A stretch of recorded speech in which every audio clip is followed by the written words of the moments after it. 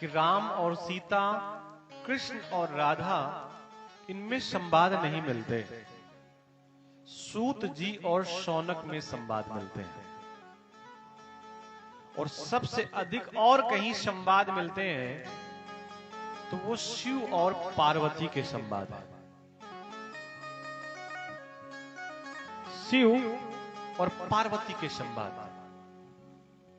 जो शिव और पार्वती के मध्य के संवाद हैं, उसे ही राम कथा कहते हैं। और जो ब्रह्मा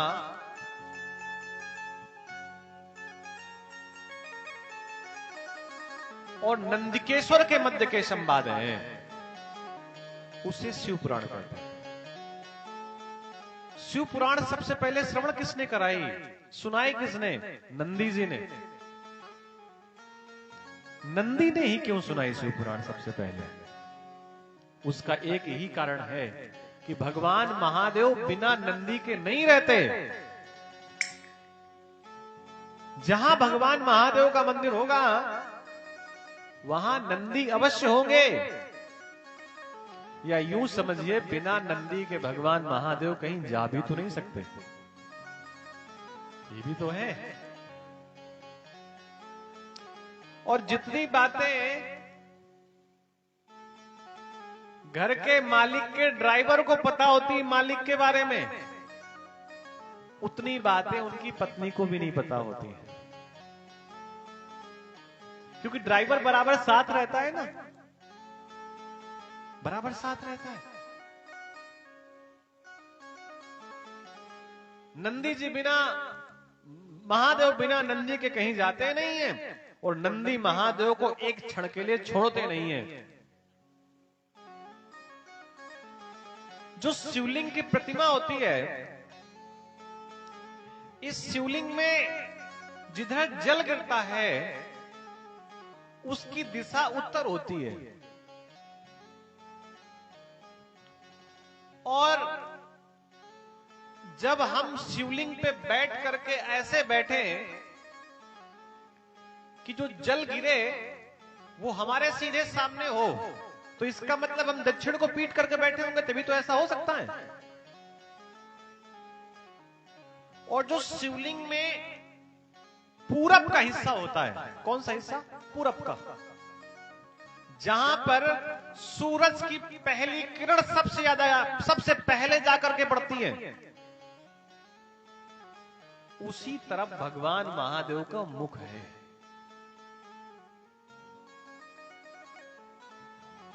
तो भगवान महादेव का पूजन मुख की तरफ से बैठ करके नहीं करना चाहिए। जिधर जल गिर रहा हो उधर भी पीट करके नहीं बैठना चाहिए। पश्चिम दिशा की ओर भी पीट करके भगवान महादेव का पूजन करते समय नहीं बैठना चाहिए। तो कहां बैठे? आप ऐसे बैठे कि आपका मुख उत्तर की ओर हो और पीठ किसकी तरफ हो? दक्षिण की ओर। इस प्रकार बैठ करके भगवान महादेव का पूजन किया जाता है। और ये नियम तब के लिए है जब आप अकेले बैठे हो। लेकिन अब शिवरात्रि की बात कर लीजिए, सोमवार की बात कर लीजिए, महाशिवरात्रि की बात कर लीजिए, उस समय तो नियम ये लागू नहीं हो सकता। कांवड़ लेकर के लोग लोधेश्वर जाते हैं, क्या छू पाते हैं क्या शिवलिंग को? जाते तो बड़ा पैदल है, यहां से बस ऐसे ही दूर से जल चढ़ा दिया जाता है। तो पूजन भगवान महादेव का ऐसे करना चाहिए। मैं बता रहा था, शिवलिंग में जो उत्तर की दिशा की ओर शिवलिंग जो जगह होती है वो भगवान का मुख है, और नंदी लगभग भगवान के को सुना किसने? सबसे पहले ब्रह्मा ने। क्योंकि देवताओं में सबसे पहले किसी को दंड मिला भगवान महादेव की तरफ से तो ब्रह्मा को मिला है। और कहते हैं भय बिनु होए न प्रीत। राम जी ने लंका पार करने के लिए जैसे ही अपने तरकस से तीर निकाला, धनुष पर चढ़ाया, उसी समय समुद्र हाथ जोड़ करके खड़ा हो गया। भय बिनु होए न प्रीत, उसने रास्ता बता दिया। ऐसा सृष्टि के उत्पत्ति में कहते हैं कि नीर से नारायण की उत्पत्ति हुई है। नीर कहते हैं जल को। नारायण की पत्नी का नाम नीरजा। उत्पत्ति कहां से हुई है? जल से। भगवान महादेव की कृपा से नारायण की उत्पत्ति हुई जल में, और उन्हीं के नाभि से एक कमल पुष्प निकला। और कहीं भी पुष्प हो, फूल हो, तो फूल के बाद फल आता है। हम सब लोग गांव के लोग हैं, खेती में पहले फूल ही तो आता है, उसी के बाद तो फल आता है। तो जो नाभि से कमल निकला, कमल का जो पुष्प निकला, उस पुष्प का फल क्या थे? ब्रह्मा। ब्रह्मा ने चारों तरफ मुंह घुमा करके देखा, तो महादेव की कृपा से ब्रह्मा के 4 मुख हो गए। तब उन्हें अपने आसपास जल ही जल दिखाई दिया, कुछ और नहीं दिखाई दिया। तो महादेव ने एक बार, ब्रह्मा ने ऊपर की ओर मुख करके देखा, तो एक 5वां मुख भी ब्रह्मा को मिल गया। शिव पुराण के अनुसार ब्रह्मा जी के 5 मुख बताए गए। इस संसार का नियम है कि जो व्यक्ति किसी का हाथ पकड़ करके आगे बढ़ाने का प्रयास करता है, कुछ दिन बाद व्यक्ति उसी को ठोकर मार करके पीछे छोड़ करके आगे चला जाता है। ये लगभग सब लोग करते हैं। जो ज्यादा सम्मान, ज्यादा प्रेम, ज्यादा स्नेह, ज्यादा वात्सल, ज्यादा भाव, ज्यादा आदर देता है, लोग उसको ठुकरा करके आगे बढ़ जाते हैं। ये संसार की प्रकृति है, सबकी प्रकृति है। आप किसी को कंडा पातने के लिए जगह दे दीजिए, मैं गारंटी के साथ कहता हूं 10 साल बाद वो जगह उसकी हो जाएगी, और फिर आप खोपड़ी के बल खड़े हो जाइए, और वो तो आपको इतना कुछ बता देगा कि आप बता नहीं पाएंगे। किसी की गरीबी को देख करके आप अपनी दीवार में उसकी धन्नी रखवा लीजिए। बंटवारे के समय जब उसका बेटा बंटवारा करेगा ना, तो पता है क्या कहेगा? वो यही कहेगा कि इसमें हमारा आधा हिस्सा था। और ये कोई कहानियां नहीं है, हकीकत है। जिनके जीवन में घटी होगी वो सब जानते हैं। आप जिसकी सहायता करेंगे, इसका मतलब ये नहीं सहायता नहीं करनी है, सहायता करनी है, लेकिन नियम ये बताया गया, नेकी कर दरिया में डाल। भूल जा कि जो नेकी किया है तो सामने वाला भी तेरे साथ अच्छा ही करेगा। लेकिन एक बात है कि महादेव को एक बेलपत्र चढ़ा दिया गया, एक लोटा जल चढ़ा दिया गया, थोड़ी सी दूर्वा चढ़ा दी गई, 4 दाने चावल के चढ़ा दिए गए, 2 दाने तिल के चढ़ा दिए गए, धतूरा भांग चढ़ा दिया गया, और ये कुछ भी ना चढ़ा पाए तो आंखों के 2 आंसू चढ़ा दीजिए। तत्काल तो रिजल्ट नहीं मिलेगा, लेकिन जब उस रिजल्ट की आवश्यकता होगी उस समय आपको महादेव परिणाम देगा।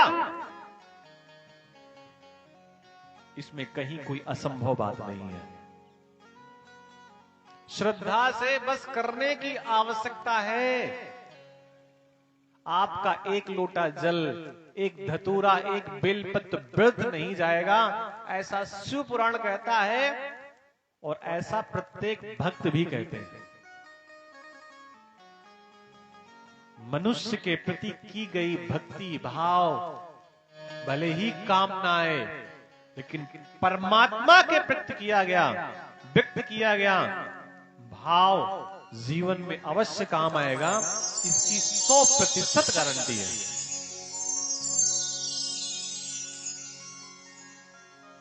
भगवान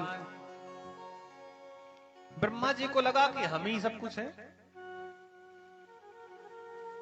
कमल की डंडी पर घुस करके इसकी उत्पत्ति कहां से हुई है जानने का प्रयास किया। लंबे समय तक करते रहे लेकिन जान नहीं पाए कि कमल की गहराई क्या है।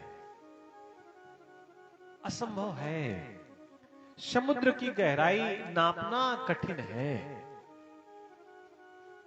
संसार की गहराइयां भी नापना कठिन है।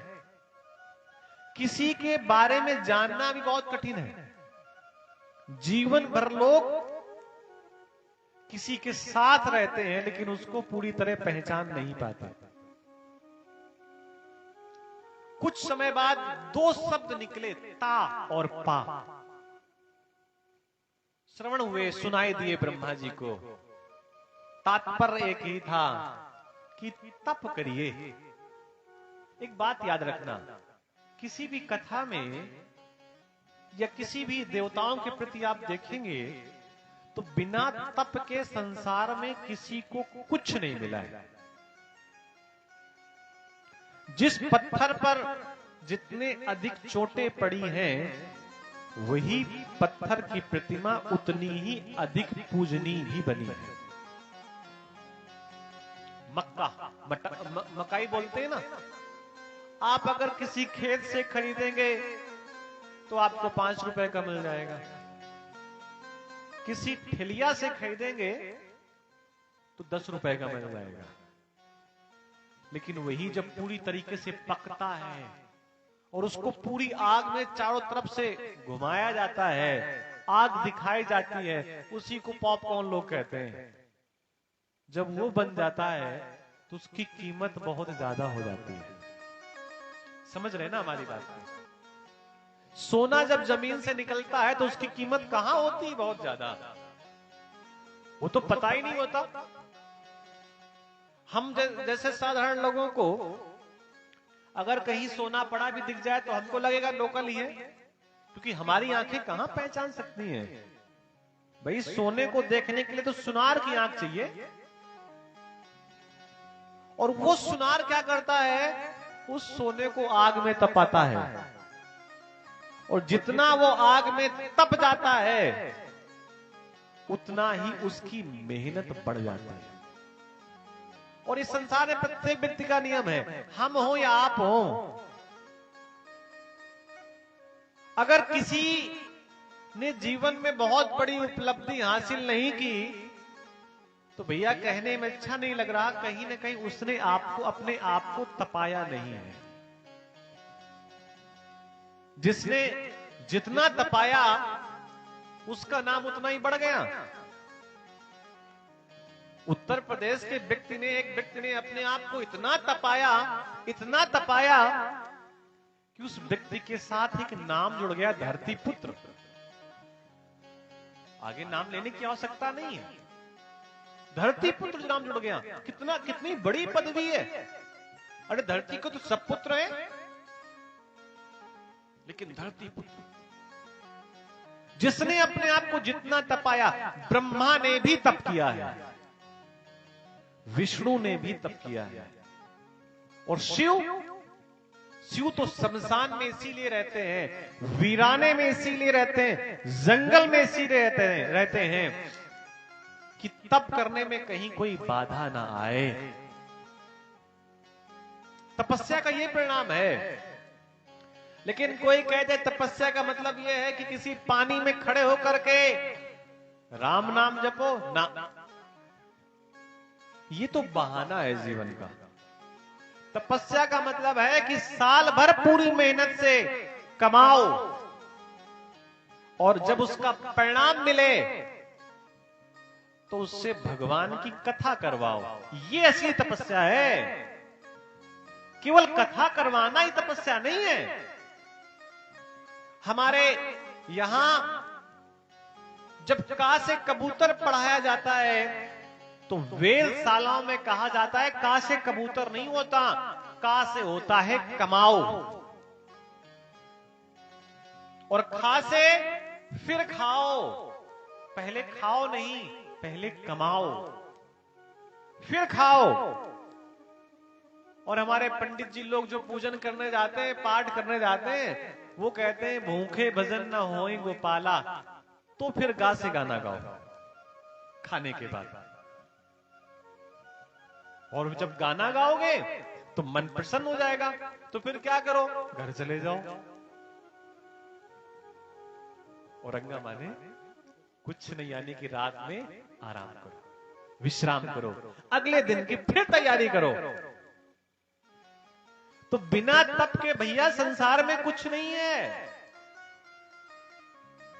जो खेती हल चलाने के समय रो दे कि नहीं मुझ में फावड़ा मत चलाओ, कुल्हाड़ी मत चलाओ, हथौड़ी मत चलाओ, वो खेती अच्छा बीज कहां दे सकती है।